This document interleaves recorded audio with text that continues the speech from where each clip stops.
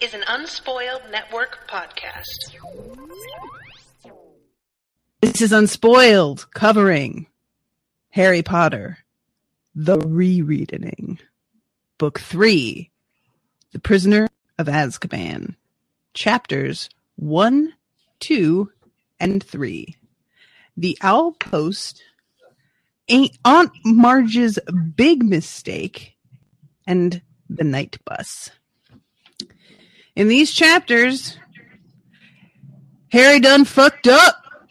I don't blame him one tiny little bit. As a matter of fact, if I could make a bunch of people on Facebook blow up because they made me mad, I would. I would do it. She had that shit coming. Welcome to Unspoiled.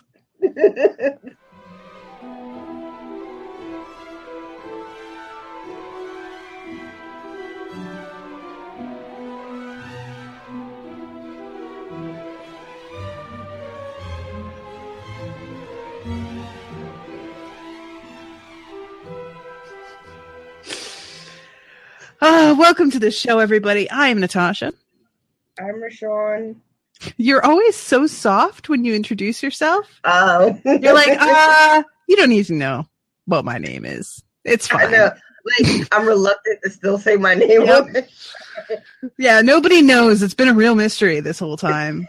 Over these last, 3 fucking years? Yeah, I'm sure nobody's picked up on it yet. So everybody, we're doing the $20 patrons live watch again. This time went much more smoothly than last time. We started on time. Gasp. And yeah, I just I'm really excited to have y'all here. So thank you, ladies. It's all ladies right now who have shown up, I think.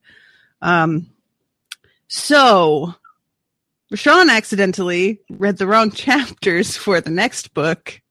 Oh, yeah, I came back and yeah. But initially she kind of got confused because well, you meant the bonus chapters at the end of the book you just read, right? Those are the ones you haven't read yet. Let's start there. So what did you think coming back to these first 3 chapters, especially after having watched the movie? Well, first thing that stuck out was the scene with Aunt Marge. Mm-hmm. Just how differently it's played in the movie versus in the book. Mm-hmm. Yeah, there's much more tension without Marge, and you see how angry Harry is, and I don't know, it's just different. And then the night felt like they played the whole thing like a joke, yeah. And it was like, yeah, I mean, she's a joke in that she's a caricature, but what she's saying is really like upsetting in a real way. That's nothing to fuck around with. But yeah, and also like the horror of the Dursleys watching this happen. Yeah, is kind of played also as a joke in the movie. Mm-hmm. We talked about it when we did the podcast for the movie, but that scene with Petunia waving goodbye as the balloonish Aunt Marge floats away, mm-hmm. It just, and then the Night Bus is really fun when you read it, mm-hmm. and it was fun in the movie too, but the shrunken head thing was irritating. Yeah. And I don't know. It just it was cool to watch, but the vibe of it didn't translate well, I didn't think. Agreed. Yeah, the shrunken head thing, like even before I understood the racist implications of that, I really, as a younger person watching it, was like, why did they do this? Because scene has so much happening already that adding another layer for comedy just felt completely unnecessary. Like the whole joke is supposed to be how crazy it is to ride this thing, and it felt like they kind of were like, well, we'll have that be the background thing and then the jokes of this thing up front. And I'm like, not really though. That's like sort of missing the whole point. Yeah, the what makes the night bus cool stands on its own. Mm-hmm. You know, there's this magical bus that Harry has summoned without even realizing how he summoned it. That it's just there, right? And it can get him where he needs to go. And the way it transports him. And then, what's the kid's name? Is it Sam? Stan Shunpike. Stan. He is over the top enough. Just his whole deal. They really just didn't need that extra thing that they throw in. I don't know why they did it. Yeah. I'm glad to read the chapter without it. Agreed. All right. So to start off, we have another like complete introduction of who Harry is. And we also get this little nugget that I remember when I first read this, reading it out loud in delight to my mother about how real witches, when they were caught and there was an attempted witch burning, they were able to enchant the flames so that they just had a little tickling sensation that was actually delightful. And my mom was not as entertained as I was by this because all she could think was, no, real people died, but thank you for making a joke out of it. And I was like, oh, God, fine.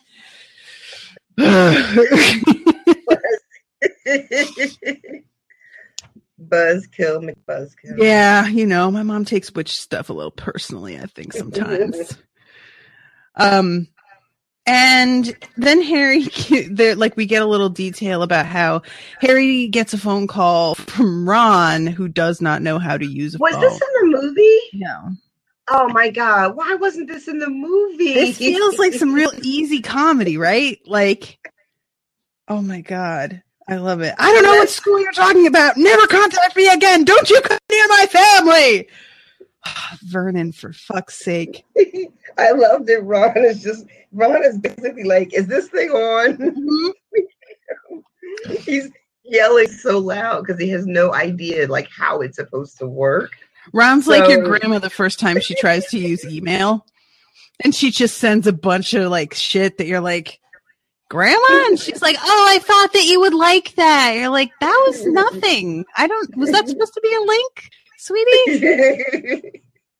Then you start getting those forwards about, be careful, make sure to share. My grandma was never on the interwebs. You're lucky.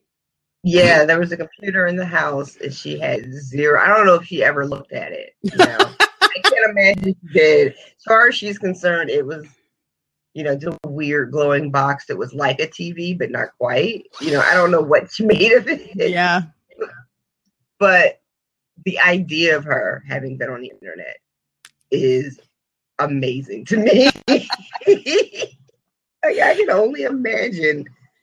Oh my God. Luckily, like my grandmother wasn't on because my grandma could barely use her VCR. So we all agreed as a unit that we weren't going to buy her a computer and we weren't even going to attempt that. It was just going to be a nightmare for everybody. We were just not going to do it.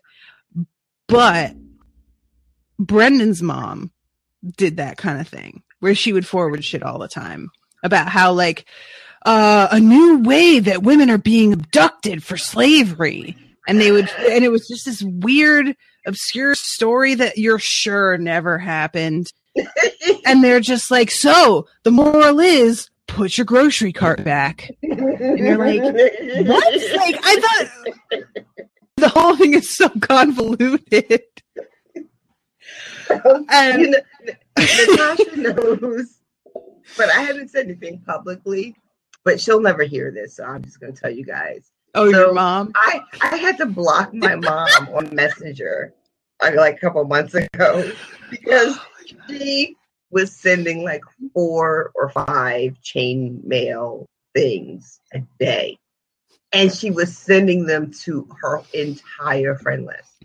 So things would happen. It's like I was talking to my husband one day and I was like, oh, I talked to my mom. And he was like, what the fuck is your mom doing with all of these goddamn Facebook messages? And I was like, oh my God, she's sending them to you too. I thought it was just me. And then a couple of weeks went by and I was on the phone with my cousin and the same thing happened. And I was like, so you talking to my mom lately?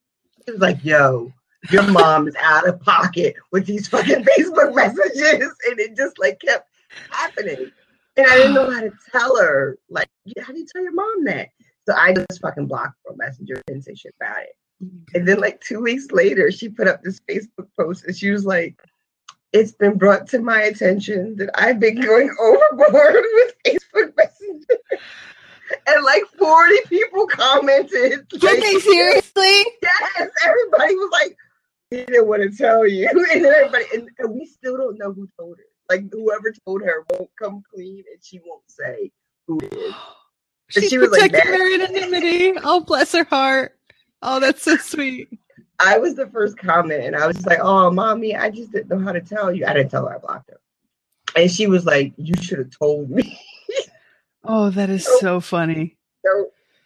Owen's grandma, like I had a special Facebook for his family to see. And despite that, his grandma found my real one. And she tried to friend me. I was not having that. But she still messaged me. And now she messages me all the time with just forwards of like, send this to a beautiful woman you know, like. Keep this heart going. Right? A prayer from the Lord for your blessed day. I'm like, I appreciate the thought behind this, except for the fact that there's probably very little thought behind this. So can we just cut this shit off, please? Anyway, Ron can't use a telephone. Back to the story. So Harry, keeps on studying under the covers. And now see, I'm getting that weird echo again. I don't know what happened. Oh, it's not me. I'm wondering if it's your headset, but then when I say that, like we've recorded with this headset a bunch of times now and this hasn't been a problem. So I'm like, you don't have another window open with the event going on in the other window, do you? Nope. I don't know. It's weird. So he's studying under the covers, but he's trying to keep a secret from Vernon because he's not supposed to be doing this. Bringing up another plot hole from the third book in which he has been using magic under the covers, even though that's illegal.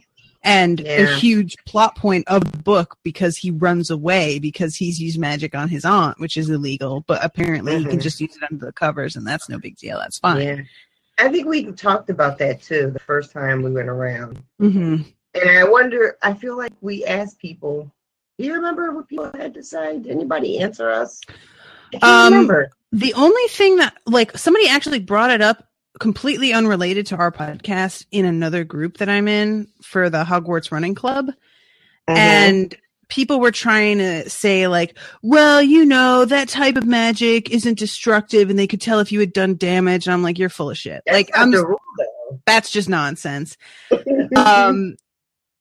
It's just, and like we find out later that young wizards have the trace on them. And that if you are in a home with a bunch of wizards who are of age, you can get away with doing magic because they can't sense exactly who did it. They can just sense that magic was done in the vicinity of somebody who has the trace on them. And if you live with a bunch of muggles, there's only one person who could have done it. So it really is nonsense. But so Harry is sitting there on his bed, and then all of a sudden, this weird owl pack shows up. I love that it's a pack of them too. They're the UPS crew of owls. They're all like brown. Like having 6 vans roll up at your house all at once. Have you seen the Santa Claus? With the Tim Allen where he turns into Santa Claus?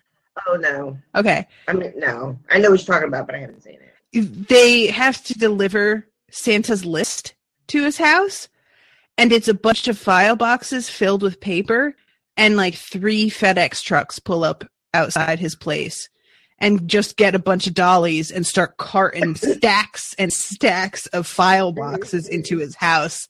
And he's like, this isn't for me. What? And they're like, your name's on it. And they just like, basically his entire living room is just straight boxes and he can't walk around at all. And I like to picture that with this kind of stuff, like just something really annoying and weird. So Hedwig is there, carrying a parcel, looking extremely pleased with herself. There's Errol, who really needs to be retired. Can we not keep putting Errol through this? Like, I know it's supposed to be like, oh, this family's poor, and they're using real beat up stuff. Right. But like, this isn't. This is the third book now, and this poor bird is so like. Though we don't see him after this book, I don't think. Is there ever? I'm pretty sure he gets mentioned again. Yeah, does he? I think so.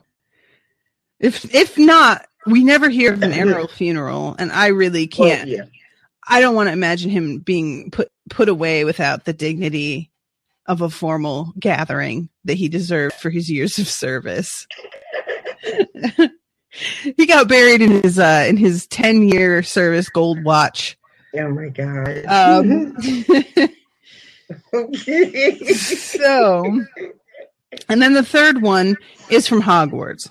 So the one from Errol is carrying the Daily Prophet and a clipping from the Ministry of Magic, or a clipping from the Daily Prophet.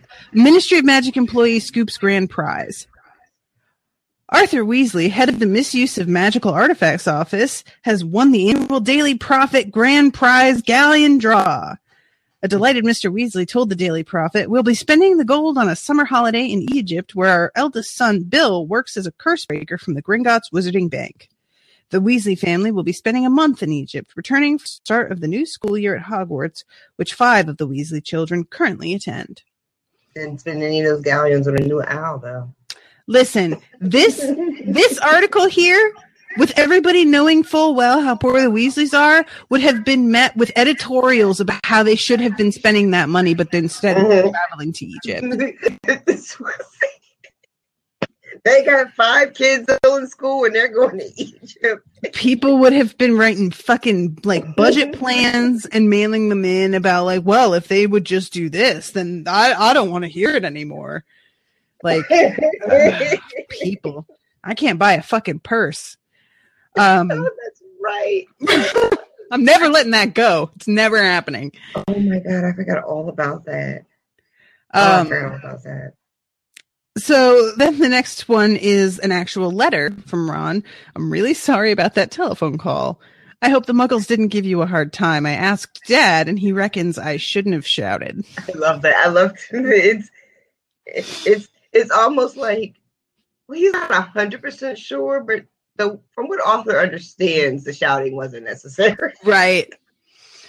Yeah, I like that they like think that the technology we have is so inadequate that it's basically no better than like a tin can and a string. Right. You know? Yeah. I mean, and from their viewpoint, that makes total sense. You know? Yeah. The voice has to travel through these ridiculous little tiny wires. And I mean, if you think about it, it is bananas that this works at all. It is bananas that any of this shit works to me. As far as I'm concerned, this might as well be a fucking magic box. Oh my God. I think I have said that before. I have to stop saying that. But yeah. I was thinking the other day about how like I don't know how to do anything. Like I know how to use all this technology, but none of this is at all practical in a sense that I could apply this to if we lost all this. Like if we lost power, if we had some kind of apocalyptic event and infrastructure went down, what would I bring to the table? And the only things that I can really do that would be helpful are cook, and I can cook in bulk. So that's something. I can raise goats and milk them and make cheese. End of list. I don't think I've got a single other like practical skill. I don't know plumbing. I don't know like basic mechanics or enough. I can't think of a thing. Do you have anything? I don't have anything that looks good on paper, but I have a wealth of world experience, and I would be good to have on the team. And that's how I would sell myself to whoever. You're not interviewing with me. You know this, right? You don't need to like convince me. I was talking to a coworker today, and for some reason he was just baffled that we didn't have a car. And he asked me, he was like, "What do you do? Like, do you like buy, like, how do you buy extra paper towels and toilet paper? And I was like, well, I don't, you know. And he was like, oh, well, I've got like 30 rolls of paper towels in my garage. And the first thing I said was, so you're all set for the apocalypse then. So I guess that's what he brings, like 30 extra paper towels. Yeah, so the suburbs are where we want to be. When they've got lots of space to hold way too much shit. Krista says she's got all the fixing shit, but please cook for me. Okay, that's a fair trade. All right, I gotta regroup. Think about what I can bring to the table.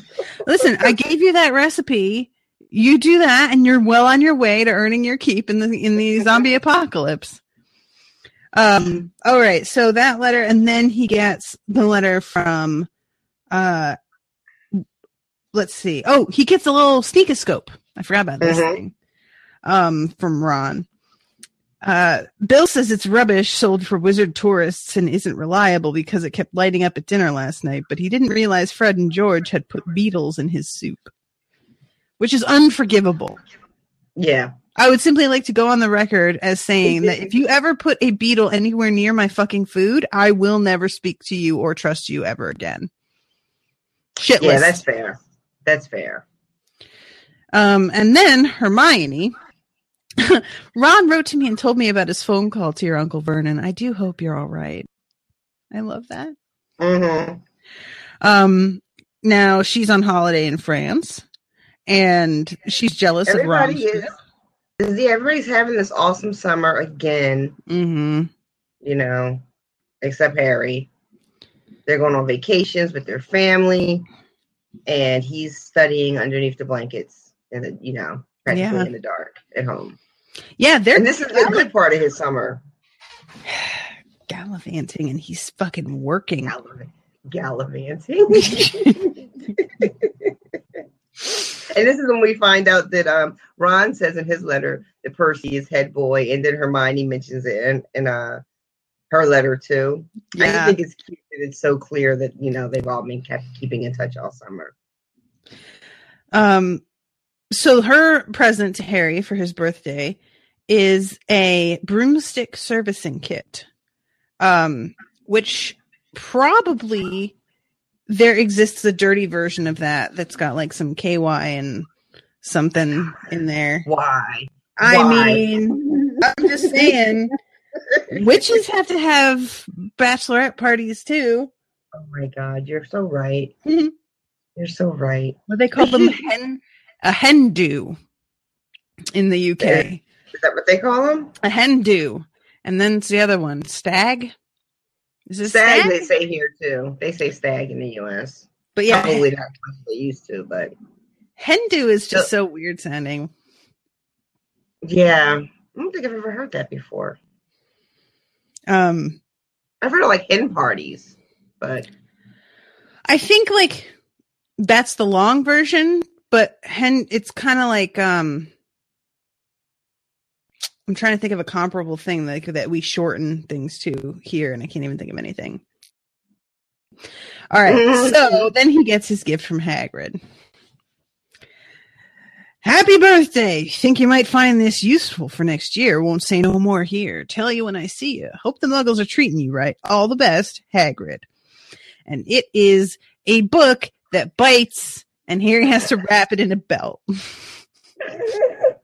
It struck Harry as ominous that Hagrid thought a biting book would come in useful. But he put Hagrid's card up next to Ron's and Hermione's, grinning more broadly than ever.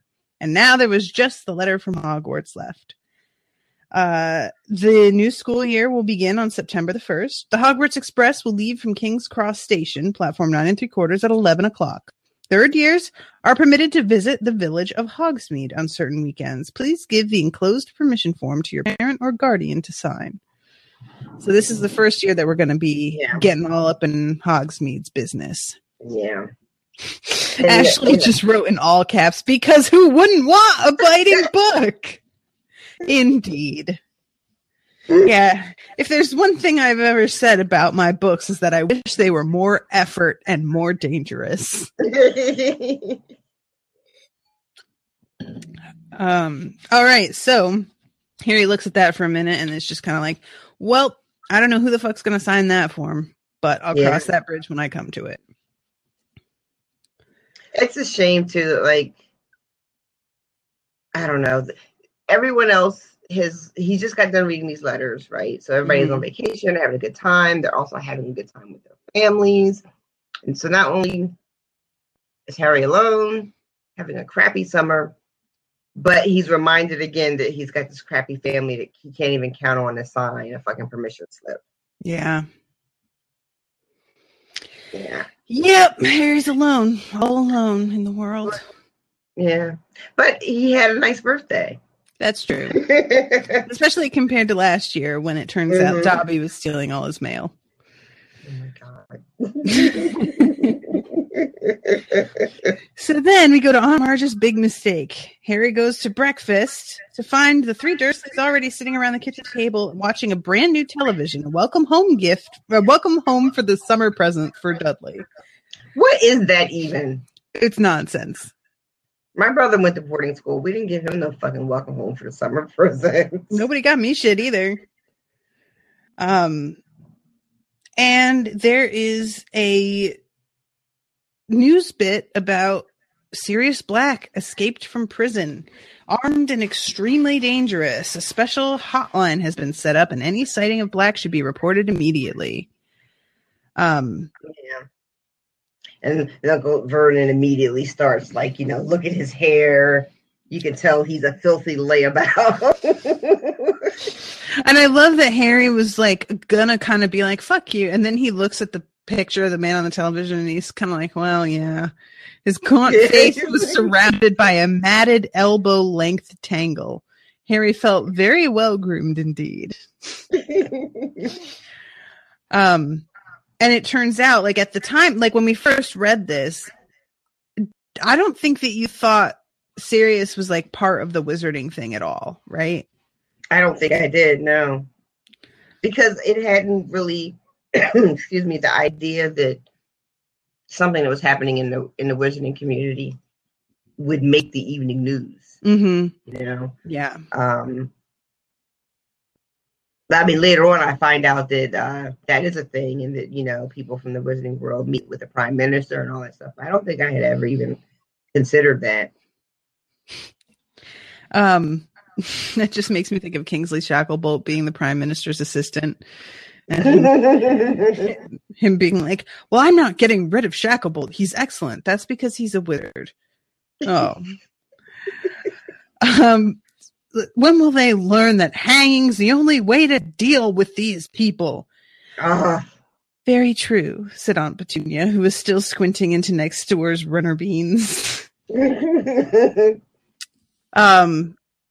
then Vernon's like, oh, by the way, we're picking up Aunt Marge tomorrow. And Harry's like, what? Because he hates her and did not know she was coming.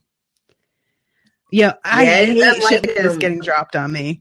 To react verbally. Mm-hmm. That's how how displeased Harry is that he actually says out loud, because that's just going to, send Vernon into a rage. But, yeah.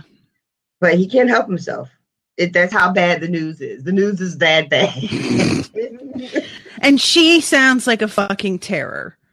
She loves to bully Harry. And dote on Dudley. She's basically like grown-up Dudley without having grown up. Yeah, that sounds about right. That sounds about right.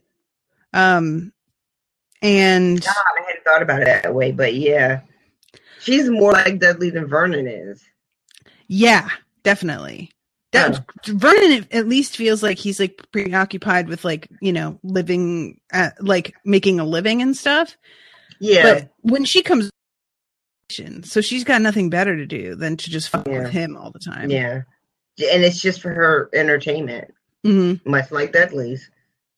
Yeah. And I think I mentioned this when we covered this last time, but I had a teacher in high school who was, she was clearly somebody who most likely had a bad high school experience. and was trying to make up for being a loser weirdo as a student by being a cool kid as a teacher, except she wasn't. She was still a weirdo loser, just as a grown-up. And so it was somehow more upsetting and pathetic.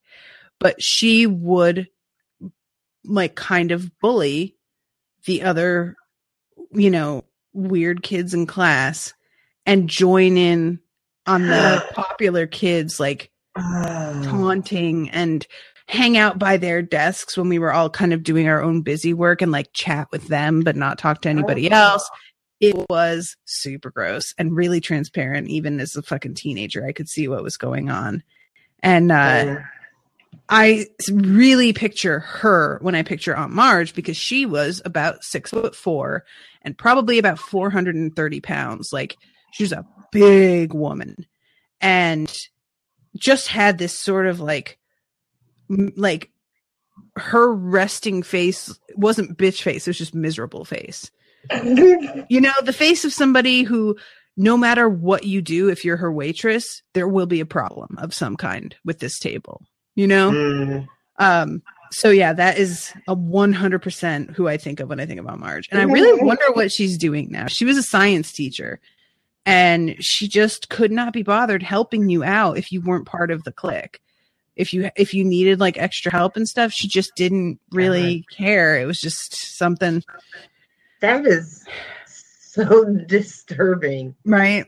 To hear about that kind of behavior. And like, if you're an adult and you behave that way with other adults, to behave that way with children, with students, that's like, because it really felt like she was aware, but so definitely her size and weight would make her a misfit a lot of times amongst adults anyway. But it was more than that. She had a distinctly trashy vibe to her where like a lot of the clothes that she wore felt like there was holes and stains and things like that. She would talk about her husband and how hot he was, but then she showed us a picture of him and he was this redneck, really, really, really huge with lightning bolts buzzed into the sides of his hair. And it was all spiked up at the front and went down into a mullet in the back. And he was wearing a wife beater and like a chain in the picture she showed us. Like it was like the kind of thing that would be on a sitcom that you would be like, this is a little over the top. And we all were talking about our pets one day and she was like, oh, I have some pets. Snakes. She had 7 pet snakes and that was it. And I was like, of course you do. Of course you have just pet snakes, lady. Like, it just felt so completely predictable.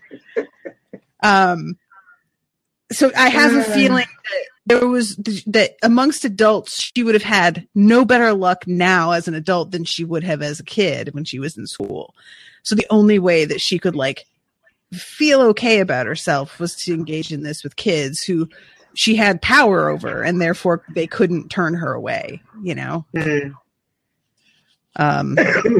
Anyway, that's my analysis for the day. I wish I could remember her name. I can't even remember. So let's see. I'll be off to the station then. Want to come along for the ride, Dudders? No, said Dudley. Duddy's got to make himself smart for his auntie. Mummy's bought him a lovely new bow tie. I hate you. And then Harry goes to ask Vernon about the permission slip to Hogsmeade. And they wind up making a deal about if Harry is on his best behavior with Aunt Marge the entire time, takes all of her bullshit, doesn't fight back, doesn't cause trouble, then he will sign the form for him. Yeah, but Harry he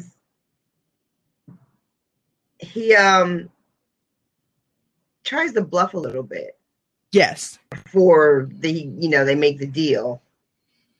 Uncle Vernon is like threatening to send him to some place like a juvenile detention or something. St. Brutus's Secure Center for Incurably Criminal Boys. That is. First of all, that doesn't even sound like a real place. I mean, I know it's not a real place because you know what I mean.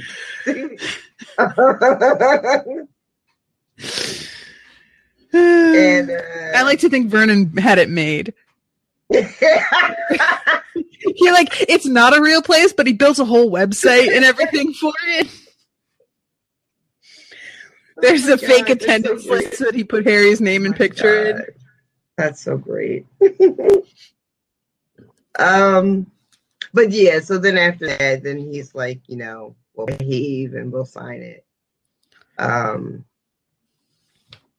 don't know. Harry picks this minute right after the blurting out about, oh no, Aunt Marge is coming. Vernon yells at him for talking out of turn. Mm-hmm. And then Harry's like, hey, sign this permission slip for me. Mm-hmm. I mean, I think Vernon would have signed it even under the best of circumstances, but yeah. Timing, Harry. Timing. I agree. Although I kind of get, if Marge is coming and he doesn't really know how long that's going to be, then maybe risking doing it after she's there would be even worse. I don't know. Yeah, okay. No. You definitely don't want to ask him while she's there. Yeah. So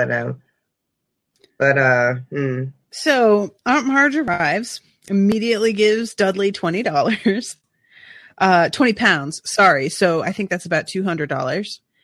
And then we have her just, giving Harry all of the grunt work, shoving her suitcase into his arms and telling him to put it away, saying, "Still here, are you?" to Harry. Mm-hmm. Something about his hair. Oh, she's terrible. She's just insufferable. And her dog's name is Ripper, which I guess is okay, but I feel like it's not. Her I'm not sure. Man friend's name is Colonel Fubster, which I just can't get enough of for some reason. I want to know a lot more about Colonel Fubster, please. Somebody please write a fan fiction about Aunt Marge and Colonel Fubster and the weird shit that I'm sure they get up to. Because I bet it involves the dog somehow. Oh, no. That is not what we're doing. I'm sorry. I take it back.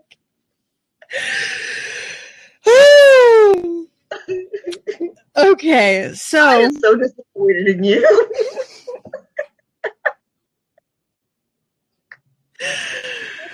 Oh God.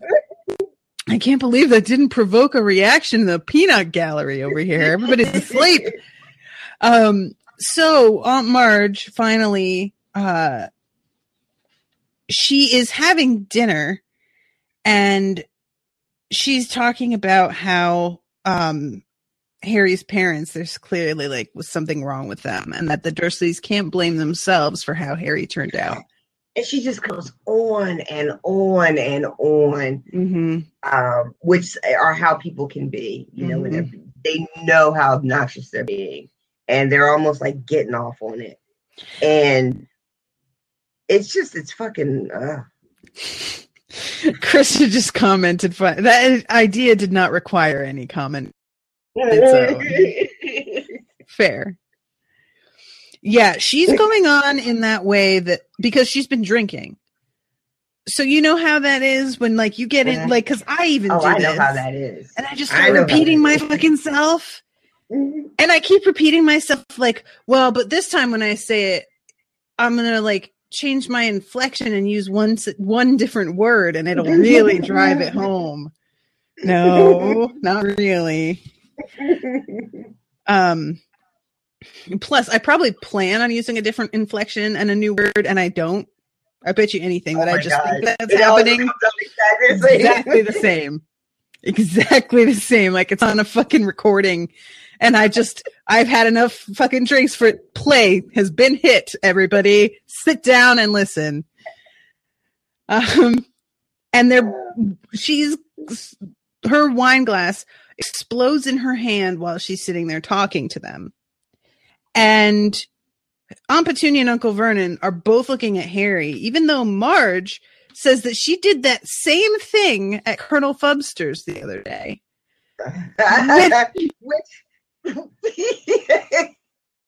Maybe she did. Maybe Colonel Fubster's a fucking wizard and she was pissing his ass off. No, I love that idea. Oh my God. Colonel Fubster's a plant. What is he doing there with those dogs while she's not there? Oh my God. Maybe the dogs are his spies like Mrs. Norris for Filch. God, how funny would that be? Oh my God. So Harry goes and settles himself down, understandably worried because if that was just a loss of control, he could still get in trouble for that. But it does not appear anybody knows action, so I think it's kind of a coincidence potentially. Maybe a little bit of magic leaked out, but it wasn't enough to set anything off for anybody watching. I guess. I mean, maybe it's just whatever the rule is that's keeping his magic from being detected, in his room is applying whatever that is, whatever that rule is. Yeah. So he's just telling himself, think of Hogsmeade, think of Hogsmeade. Right. He forces himself to think about his handbook of do-it-yourself broom care. This worked quite well, though it seemed to give him a glazed look because Aunt Marge started voicing the opinion that he was mentally subnormal. Oh my God. Even when you're not bothering the people, they can't shut the fuck up. Like, even when you're just minding your business, they have to fucking poke. Ugh. Fucking drives me crazy. I hate it. So, we have the final night. We're in the home stretch. Harry's feeling good. He's put up with it all. We're going to do this. I'm going to get that fucking signature. And then Uncle Vernon decides, let's just get Marge super drunk. Because she's already drunk. But now we're going to bring out some brandy. So, yeah. Now this one here, this one's got a mean, runty look about him. You get that with dogs. I had Colonel Fubster drown one last year. Bratty little thing it was. Weak, underbred. Because we didn't hate her enough. Now she's drowning puppies. Yeah. And she couldn't even do that shit herself. She passed that job off to Colonel Fubster. More like Colonel... Don't you do it.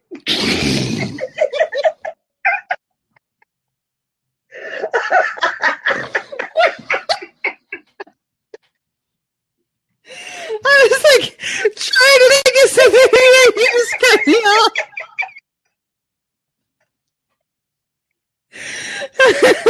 I'll think of something. I'm coming back, damn it.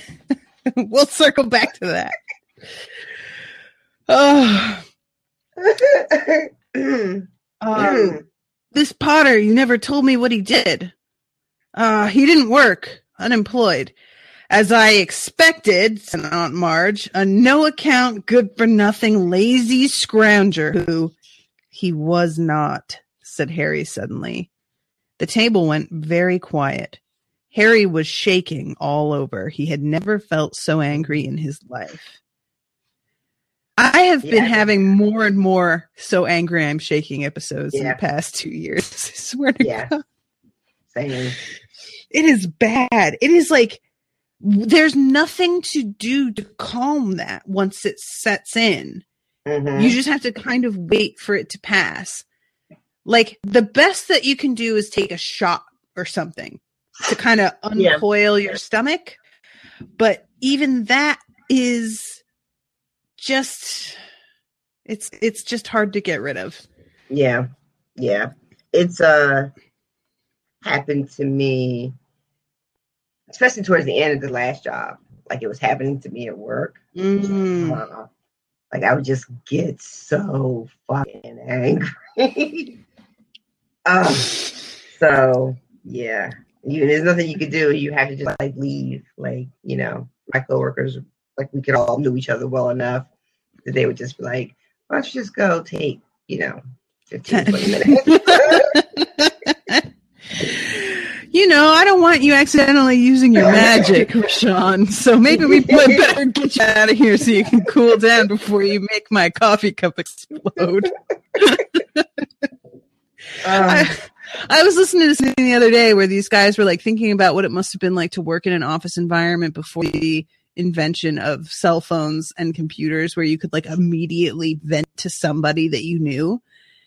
You just had to either hold it in all day, or you had to specifically call a person, and you would usually have to call from your desk. So you don't really get to like really vent because there are people around you who can hear you, versus like texting and being able to be like, this fucking bitch today. Just listen to this. Hold on. You know what I mean? I see what you mean. I just I forget about how hard it was to communicate with people and how you just had to like pretty much hope for the best whenever you did anything. Bless you. Sorry. Thank you. Krista says the ladies' bathroom. You went to the ladies' bathroom. But you would go to the ladies' bathroom either by yourself or with somebody you worked with, hopefully, if there was somebody there that you could trust to talk to. You couldn't, like, if you had a friend who didn't work there that you wanted to talk to, you couldn't, like, get in touch with them easily until after it was all over. Yeah, you just had to suck that stuff up. Yep. You really did. Krista says yes, and then you would cry. Yeah. Who hasn't done a little bit of a bathroom cry at work? I was just talking about this. Very rare. Very rare for me. You don't cry a lot, though. I'm not a big. I mean, I've cried at work, but not about work-related things. Like family stuff. Yeah. Shit. But works. I know we're gonna real quick story. No, yeah, tell a story. This is. Cell phones were a thing, it was 2007, but like not everybody had them and everything. But I had a problem at work, and I was on the phone. I was in accounting, I was in payroll, and I was on the phone with the HR lady, and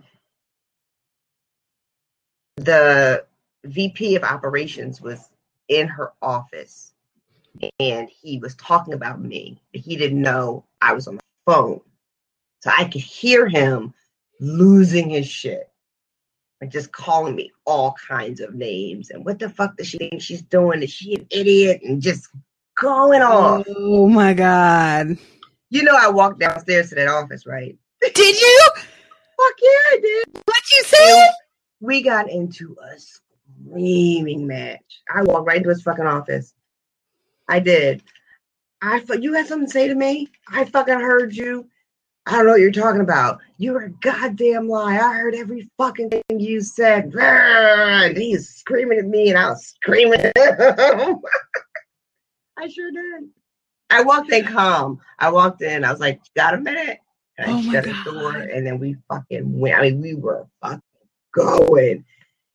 Yeah, and then fuck you, and I went back up to my desk. I didn't get fired or nothing. He didn't get fired. I mean, shit just happens like that sometimes. Oh my God. Yep, sure did.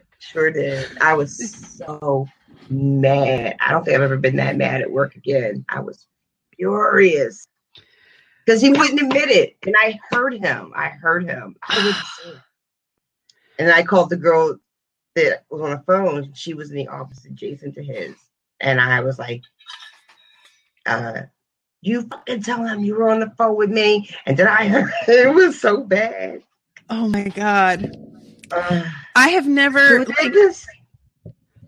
Oh, that's I was reading a comment. Oh, okay. I have never had a screaming match with a boss and stayed at the job. I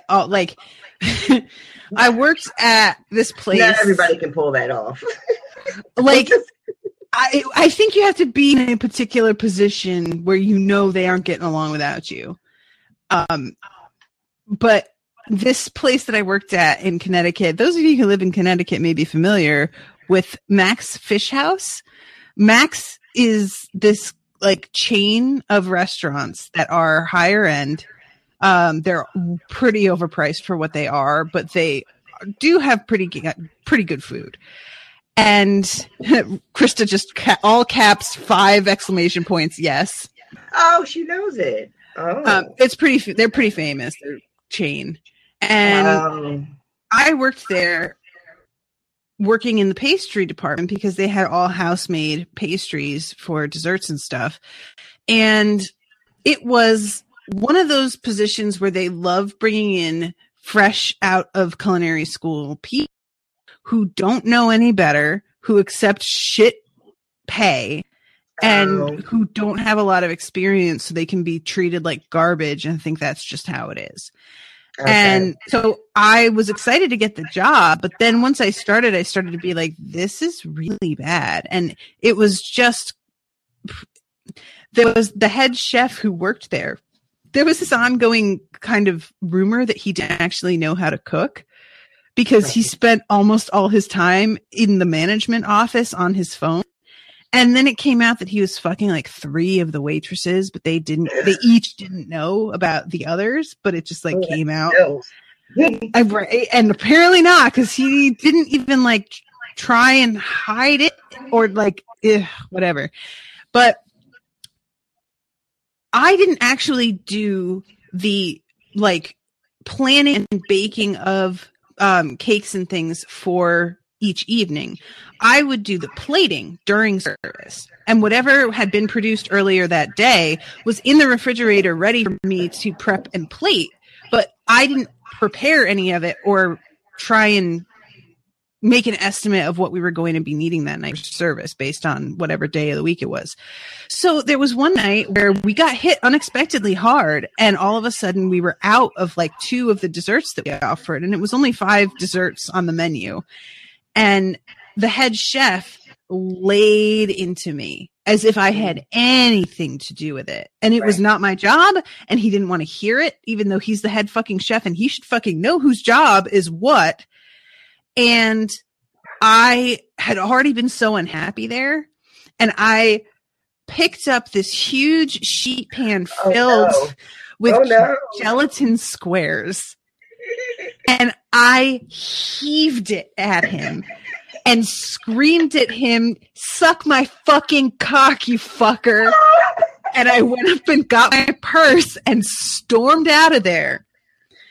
And I called my boss, the head pastry chef, and I called him and I was like, "I'm not coming back in. This is bullshit." He was like, "Fine." Like, he just didn't care at all. Right. I was easily replaceable. And I had to go back and get my check because they weren't going to mail that shit. So I went in, and it was only a few days later. Do you know that man that I threw that sheet pan at? He sees me come in the office to get my check, and he sits back and looks at me with this smug smile because he thinks I'm there to apologize and try and get my job back. I looked at him and I was like, "I want my check." And that smile dropped, and he was like, "Oh." I was like, "Mm-hmm." And he got it and he handed it to me, and I just snatched it and I didn't say anything, and I left. And I was on the way out, and there were like these 2 chefs who I had never got along with because they were assholes. But I'm walking out and they were like, "Did you really tell him to suck your cock?" I was like, "Yes, I did, sir." That is correct. That is the thing I said. And they were like, "That's kind of epic." I was like, it felt very good. I would recommend it to anyone. That's amazing. 5 stars to telling your boss to suck your dick. That's amazing. So that was my favorite walkout that I've done. Not the only one, but my personal favorite. I've done the walkout when I was waiting tables. And nice. I middle of lunch rush, cook was being a dick, cook owner was being a dick, and it was the line for your plates, right? Mm-hmm. And all the food was like stacked up, and I went to see what was going on, and none of the orders were mine, but he was yelling at me to clear the thing, and he had just been being a dick all day. And I picked up somebody's order to help because he had said clear it, and he was like, "That's not even fucking for you." And I just turned around. I was like, "You know what? Fuck you." and I just shoved all the plates off the line and walked them out. Oh my God! And I kept that job too. What? They called me back to work. Oh my God, you just destroyed all those meals. That's the part that concerns me, Rashawn, the food. What are you thinking? Oh my God. I can't believe you kept that job. But I didn't tell him to suck my cock. He probably wouldn't have called me back if I had said that. Chris is saying, can that be January's postcard? Wait, just suck my cock? Suck my fucking cock, you fuck. I think that's what I said. That's a different type of service. Yeah, I don't think that's what I want to put on a postcard. Mail out across the world. And Dr. Kingston says, oh, God. With your little special unspoiled stamp. All right, suck my fucking cock, you fucking fuck. But in really nice, like, calligraphy, some kind of script. So it's really special. Really speaks that this is from Natasha. Okay.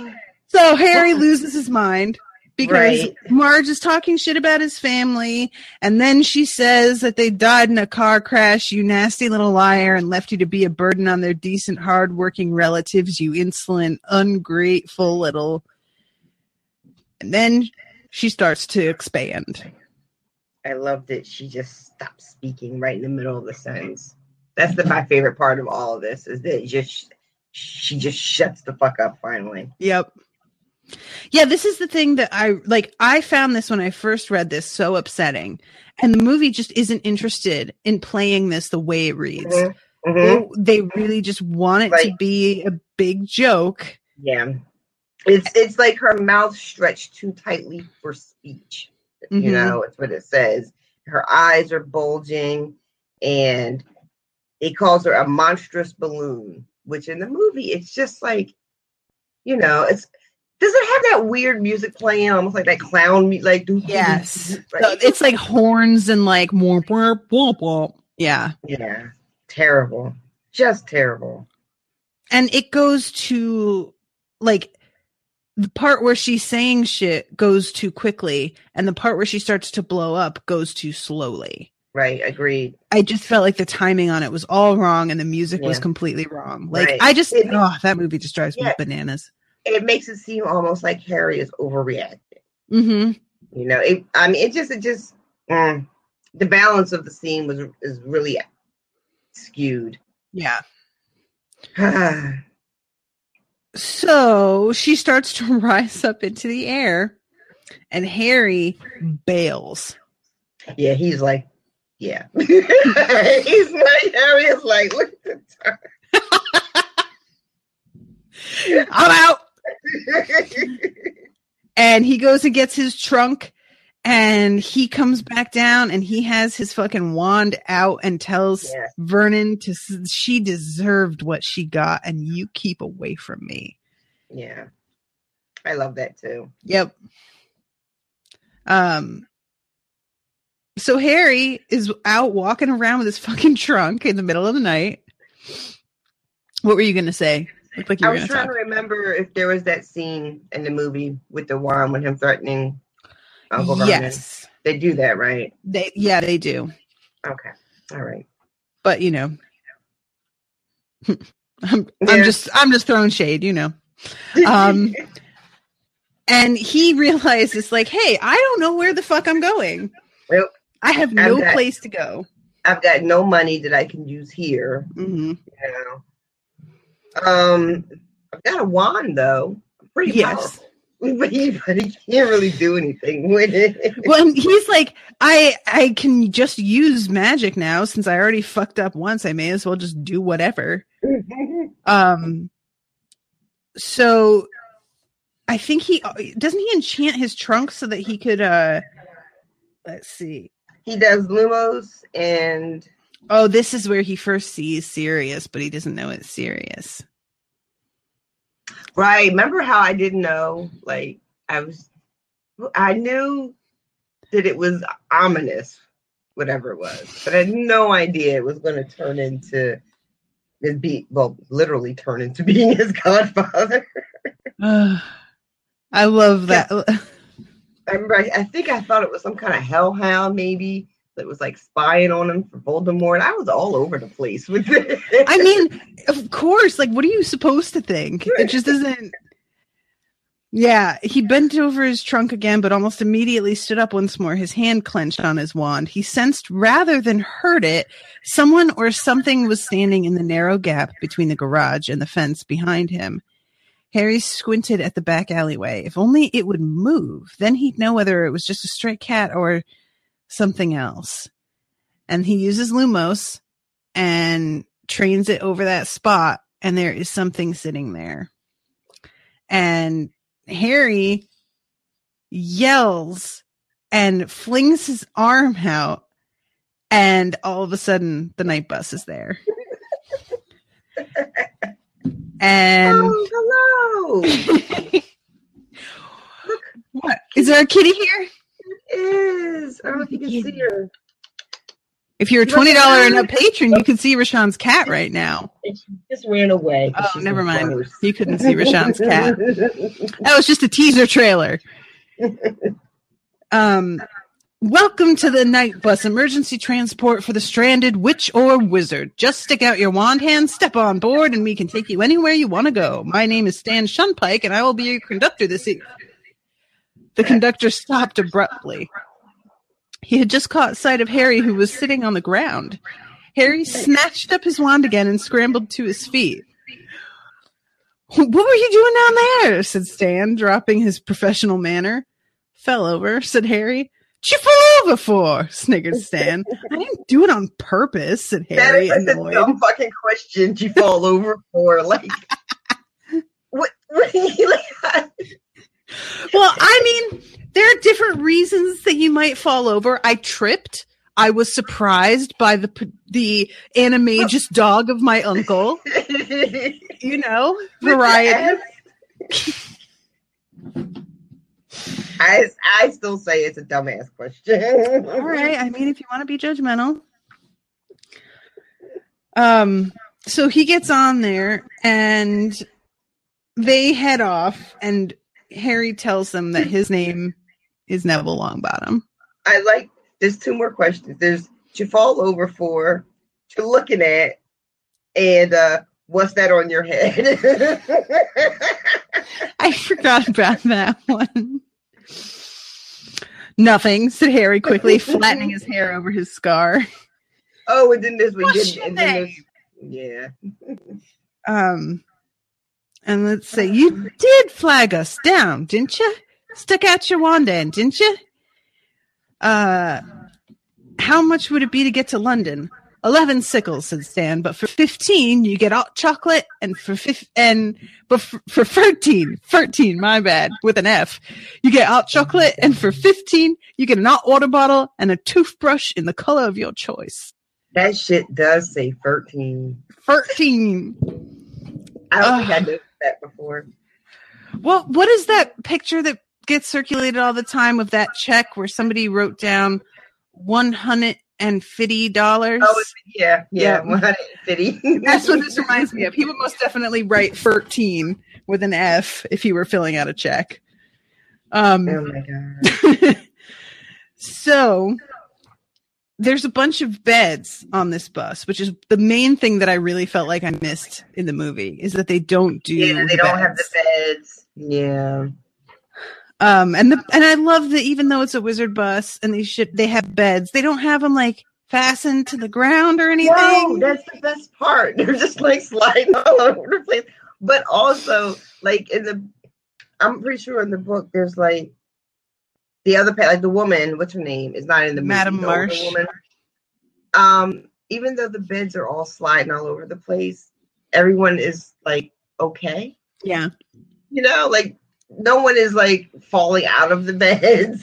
Well, I think they're all really experienced. It's like when you're on SEPTA and you go around this crazy corner, but you've been riding SEPTA for 10 years and your body just does the thing and it comes back and you're like, whatever, you know, like it's a big deal.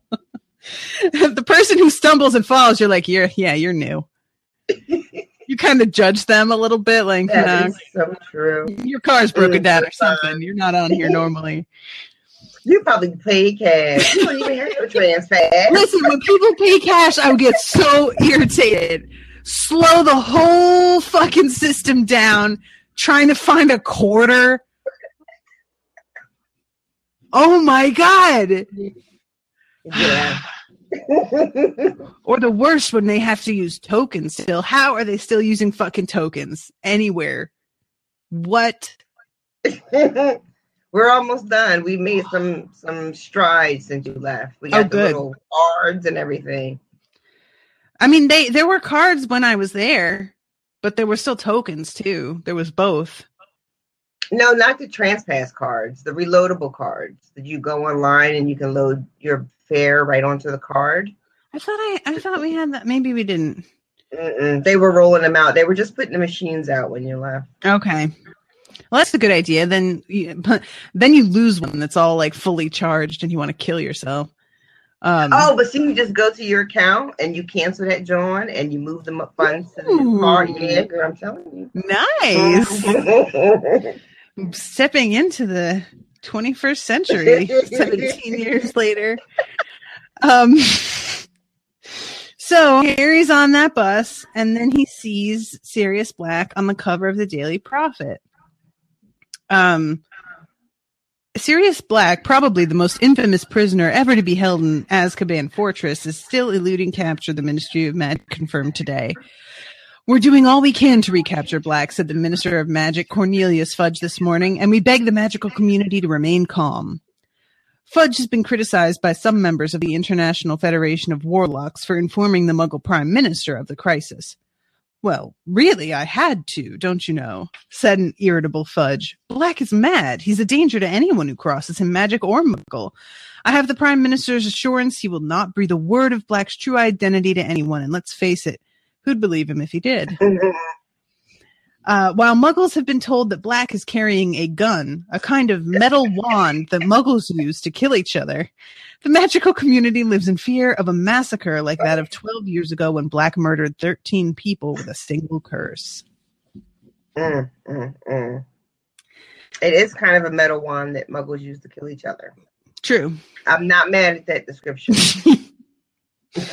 I really like and again, I understand the way that these are written. You have to keep the mystery going. But looking back, it really is kind of unbelievable that there's no mention of Harry's parents in this article. Like, that's true. You know what I mean? Like the whole circumstance behind how this happened. Yeah, I mean, considering how famous Harry is. Yeah. And that this is the, what led to his parents dying. Mm-hmm. It's weird that they're not mentioned. You're right. But I understand.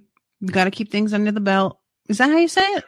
What do you under mean? the vest? Close to the vest? I mean, JK wants this to be a mystery, and she can't have that shit just out there for Harry to read in the third chat. Find out about Sirius's connection with his dad until he's in Hogsmeade. Okay. I see what you're saying. Okay. So for her intents and purposes, this is how this has to go.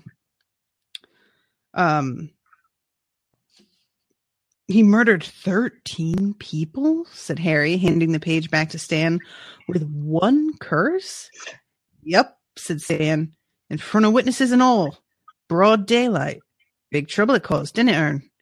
Arr, said Ern darkly. Black was a big supporter of you-know-who, he said. What, Voldemort? Said Harry without thinking. Even Stan's pimples went white. Ern jerked the steering wheel so hard that a whole farmhouse had to jump aside to avoid the bus. You're out of your tree, yelped Stan. What'd you say his name for? Oh my God, I love Stan Shunpike so much. I think he might be one of my favorite side characters in this whole series. I just Stan is going to be 75 and working the same job. He has found his calling. And then let's see, most of them knew it was all over with, gone, and they came quiet, but not Sirius Black. I heard he thought he'd be second in command once who had taken over. Anyway, they cornered Black in the middle of a street full of muggles, and Black took out his wand, and he blasted half the street apart, and a wizard got it, and so did a dozen muggles what got in the way. Horrible, eh? And you know what Black did then? Laughed. Because he's an evil, evil man. I really wonder if that part's true. Like, did he start laughing because he realized how thoroughly he had been played? And it was just too late for him to do anything about it? Or was that completely invented? I like to think that it was that kind of shock laughter when you put the pieces together and you've witnessed something terrible and it just all kind of, comes together like this big kind of thunderclap, and you have this really irrational, inappropriate response to what's right in front of you. So I like thinking that he is laughing, but it is not at all what people think it is. So it was the Walter White under the house laughter. You remember that scene? I do. Yeah. Krista says that he tended to laugh when he was fucked. Okay. That makes sense. He was an inappropriate time laugher. Same. Yeah, agreed. Don't go to a funeral with me because you will get dirty looks. Oh my God. So they said it was a gas explosion. And now he's out. Never been a breakout from Azkaban before, has there, Ern? Beats me how he did it. Frightening. Mind, I don't fancy his chances against some Azkaban guards, eh, Ern? Talk about something else, Stan. There's a good lad. Them Azkaban guards give me the collywobbles. That's a great word. Collywobbles! Collywobbles. Oh, I love it so much. Stan put the paper away reluctantly, and Harry leaned against the window of the night bus feeling worse than ever. He couldn't help imagining what Stan might be telling his passengers in a few nights' time. Hear about that Harry Potter? Blew up his aunt! We had him here on the night bus, didn't we, Ern? He was trying to run for it. So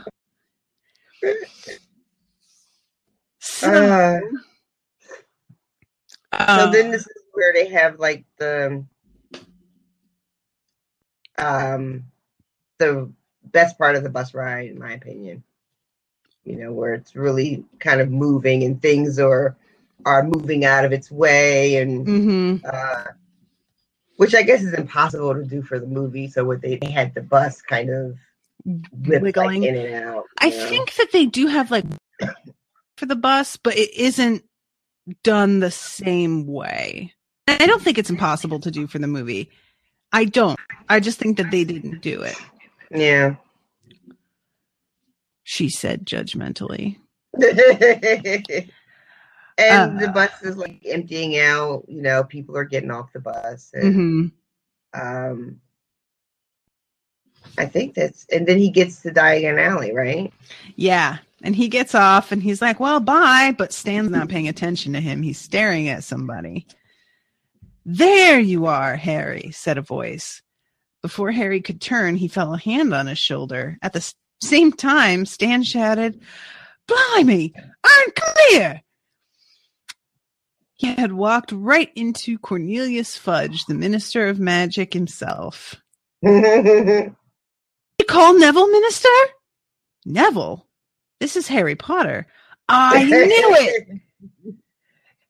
Ern! Guess who Neville is, Ern? He's Harry Potter! Oh my God. I love Stan. I really do. So they go into the Leaky Cauldron, a site of the famous English breakfast that Rashawn and I shall be partaking of in November. And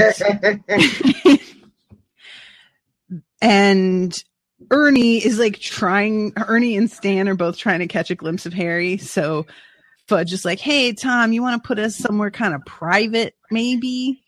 and notice that Tom says, "Want anything? Beer? Brandy?" Because he's an intelligent business owner and not a fucking...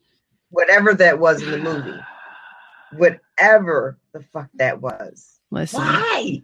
Why would they... I don't even... That's just such a weird choice. It's insulting. Listen, the Leaky Cauldron is an institution. You give Tom the respect he deserves. Been running this joint, you know, hundreds of years, I'm sure. He's centuries old. Well, Harry, you've had us on a right flap. I don't mind telling you, running away from your aunt and uncle's house like that. I'd started to think, but you're safe, and that's what matters.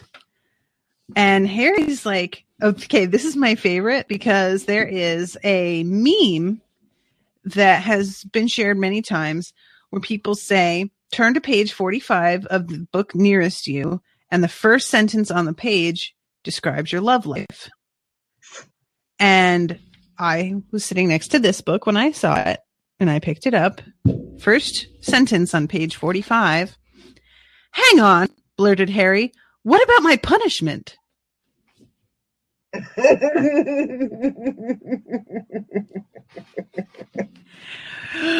Tee.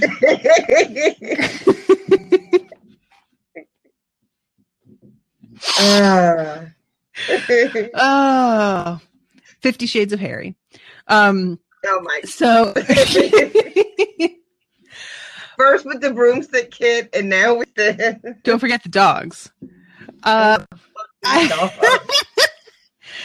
I broke the law, Harry said. The decree for the restriction of underage wizardry.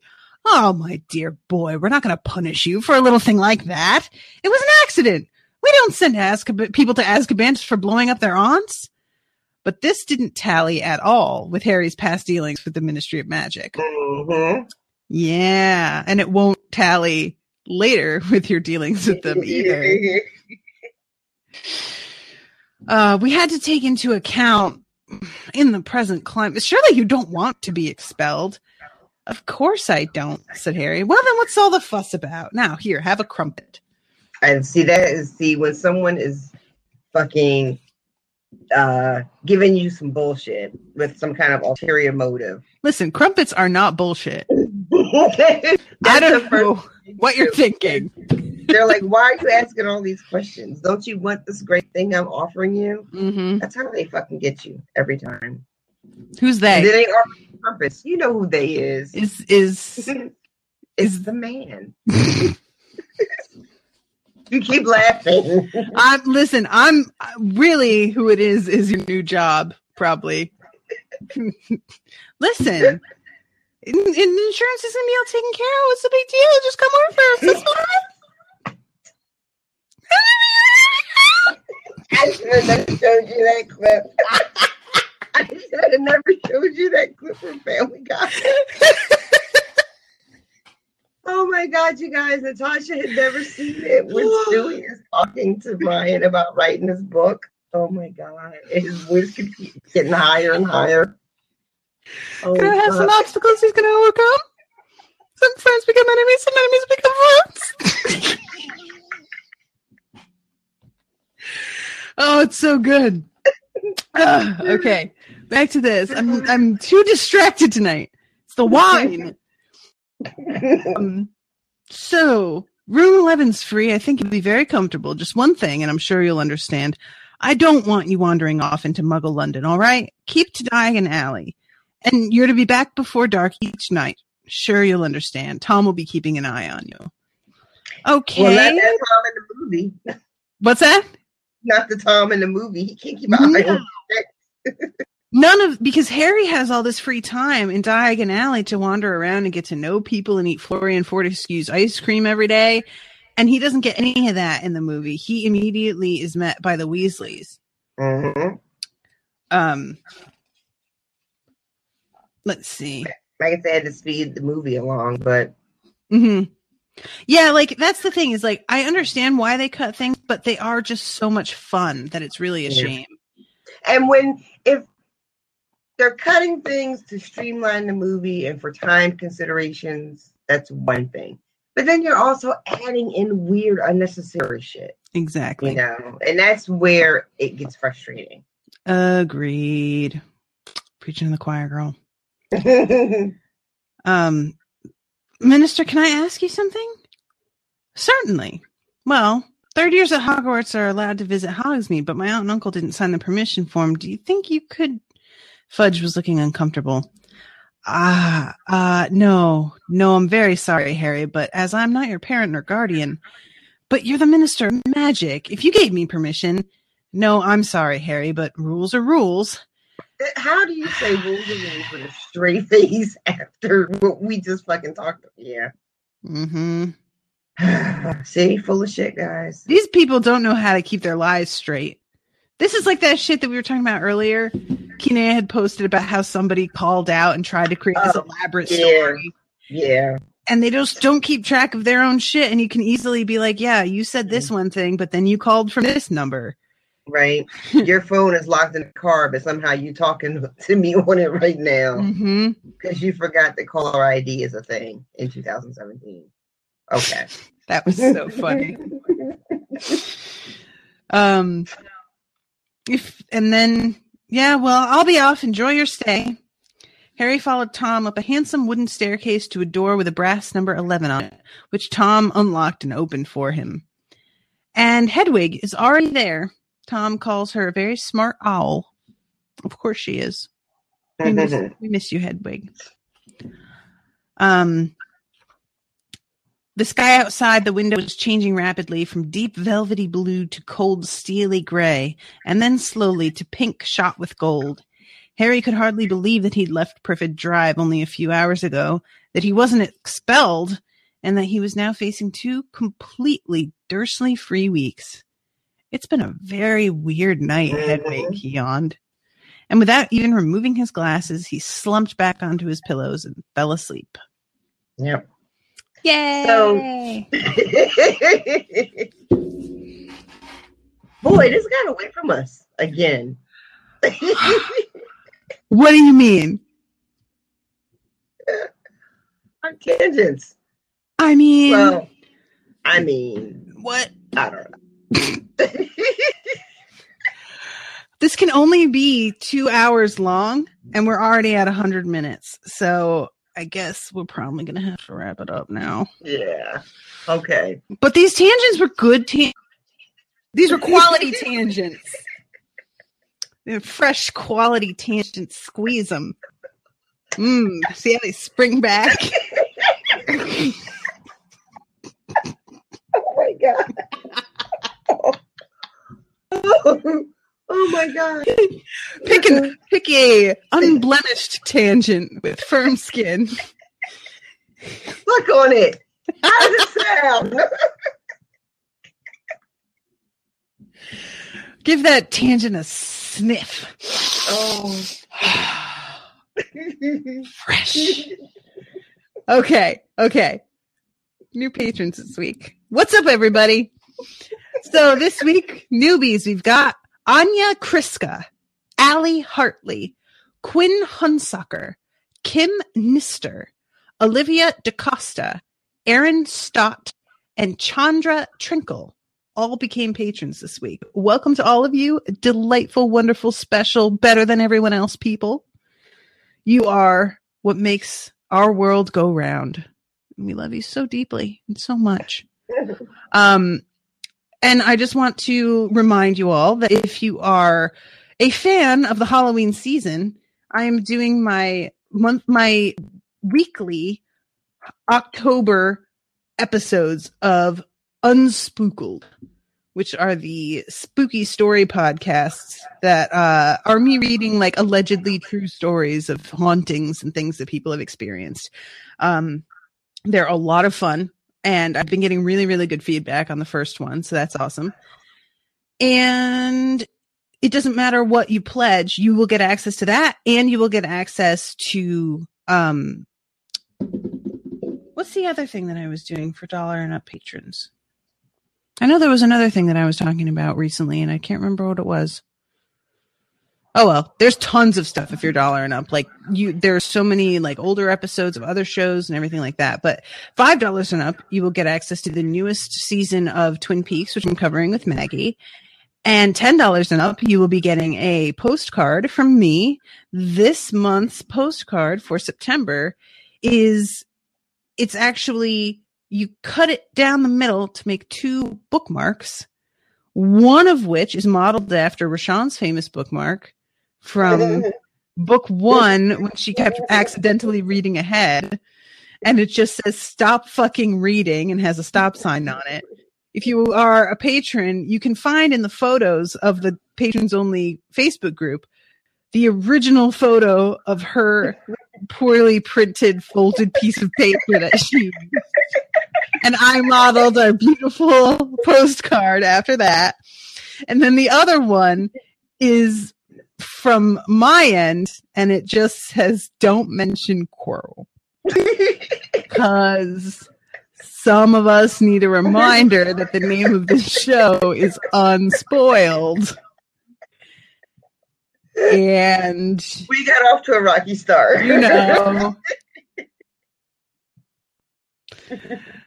My eye is twitching a little remembering that. I'm just like, so yeah, that's the postcard this month. I have got them all addressed, and I've been slowly writing notes to everybody because I handwrite them. I may have to change that eventually and just get a stamp and be like, "Thanks for being a patron. Thanks for being a patron," because I've gotten to the point where I've got like 60 to fill out. And if I start getting over 100, it's going to take me so long to do these. I really like being able to write the personalized ones. So I'm going to hold out for a while longer, but hopefully y'all will understand once I have to transition to that. And then if you were a patron before, I have this amazing keepsake for when I become famous of a note that I wrote to you specifically. And you know, someday you'll be able to sell it to the Smithsonian. You'll be able to smell it someday. And maybe paste a printed out version on the postcard. That probably would work better than stamps because they're shiny, but I guess I can get a version that's not shiny. Paste. She wrote, "This is a joke," but I'm like, no, I'm considering this. Why is it a joke? I mean, that would work. Print it on a sticker, stick a sticker on there, boom.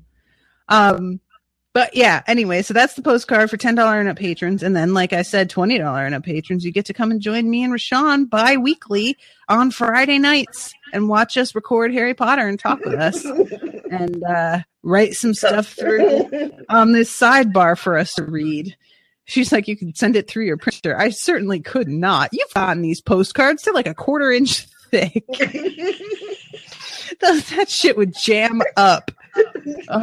I just don't even want it. It's stressing me out just thinking about it.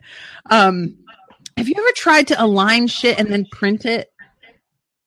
You know what I'm talking about? Where you like get something that's like a pack of stickers, and they're like, "Oh, just print out everybody's Christmas card addresses." Yeah. I do that at work. That sure prints out right for me. I can help you with. I'm so bad at it. Watch the clock. We're at 1:08. 1:08. Okay. Well, I think that everybody really, really wants, in the last 10 minutes of the show, a detailed explanation on how to print out address labels. So if you could really get into that step by step, please.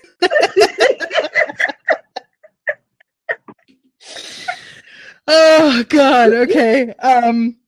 I feel like I'm missing something. Oh no, I know what I wanted to do. I wanted to say thank you to a couple people. Last week I went and finally checked my PO box again, and fucking Chris is over here still talking about margins and cardstock settings, girl. Simone sent me 2 packs of Happy Planner stickers for my Happy Planner. I cannot overstate how delighted I was. They were both seasonal sticker packs, and I literally had just like earlier that day been thinking, shit, I've gone through almost all my seasonal stickers in my Happy Planner pack. I'm going to have to rebuy that shit. I hate rebuying things. I'm going to have to do it. And then I go open it, and she read my damn mind like 2 weeks earlier and sent that shit to me. Thank you. Aww. And she also wrapped them. Like, usually when people send me stuff, they send it from whoever they bought it from. Send it straight from Amazon. Like, it's not often that I get a note with things, you know. Usually it's like a little note printed by Amazon, but not handwritten stuff. And she had sent me a note that she wrote that was really, really sweet. She listens to the show, big fan, and she works at Michael's, where those sticker packs are sold. And I was like, "Yeah, what's up, girl? You want to be my best friend now?" Or so thank you so much, Simone, for that. It was my birthday is in 2 days, and it was a lovely start to my birthday week. And also, I want to say thank you to. I'm sorry, I'm looking up the name again because I had just checked this. And then, of course, Tristan Haley. I thought it was Tristan, but then I was like, am I right? Tristan sent both me and Rashawn Luna Lovegood paper dolls. They are made by Ardently Crafted, and we got paper dolls from Ardently Crafted in our Akio boxes last month. And they were Ron. And the Luna Lovegood paper dolls, she's wearing Spectre specs, which are removable. She comes with a quibbler that you can put in her hand. And most importantly, she comes with a Gryffindor line headdress. I can't wait. It's the best thing. Wait. Yeah, Tristan sent them both to me because he bought them from the Etsy seller. So I still have to forward Rashawn's on to her. But thank you so much, Tristan, for that. Once I got the envelope and I started to open it, I was like, oh shit. Did somebody get me paper dolls? I was like getting all excited. And I thought it was going to be like Ron or not Ron, Hermione or Harry to go with Ron since we had gotten him already. And then when I saw it was Luna, I freaked out. I was just like, oh my God. And the girl that I was riding with at the time, I was with my friend Sydney. She hasn't read the books, and she was just like, got a paper doll. Why? I mean, yes. She did not understand. But yeah, thank you both for those little surprises. It's always just fun because when you send things to my P.O. box, I have to go and check it, and I don't have a car. So a lot of times things will sit for a week or two before I'm able to go get them. And it's always fun to find out something has been waiting for me. So yeah. I will forward yours to you shortly, Rashawn, I promise. Okay. And lastly, I wanted to say thank you to everybody who has donated. We are at $2,835 out of $3,000. We are almost at our goal. That's incredible. Yeah. It is incredible. It really genuine, just straight up is incredible. So you guys are insane and we love you very, very much. And I'm trying to go back. So want to say hi to everybody that sent something. Thank you to Danielle Casey and Robert Smith, who I think I thanked last time, but I'm covering my bases. Brittany Blockton, Daisy Dunlap, Andrew Wyant, Angela Myers, Stephen Piper, Cassandra Hart, Nick Leo, Simone Solar. Oh, Simone. Hi, Simone again. Sean Daly and Manja Johansson. Thank you all so much. We are so close to our goal. We're definitely going to make it before we go to our trip. And I'm just going to leave it up. Even if we hit our goal, I'm just going to leave it up. And y'all can donate past goal, and we will have no problem with that at all. And I think that's everything that I wanted to mention this time around. Sorry. I was just going to thank people for hanging out with us tonight. Yes. And Ashley. And Rashawn and I are going to be recording on the 4th, 5th, and 6th movie tomorrow.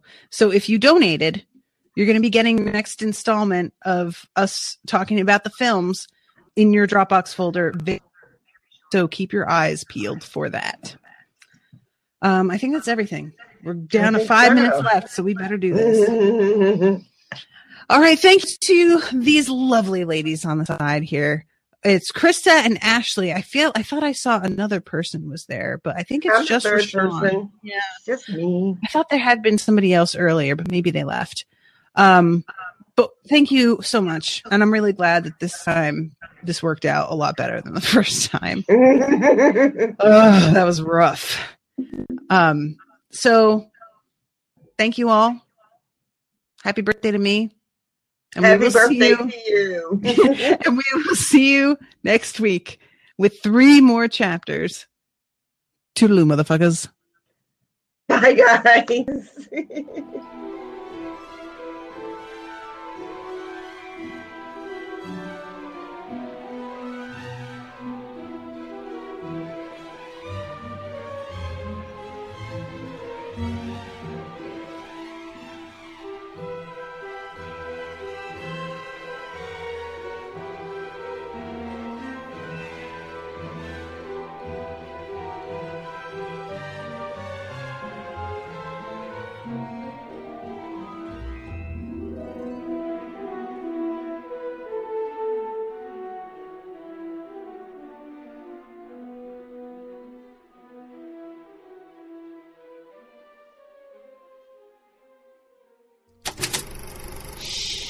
That was an Unspoiled Network podcast.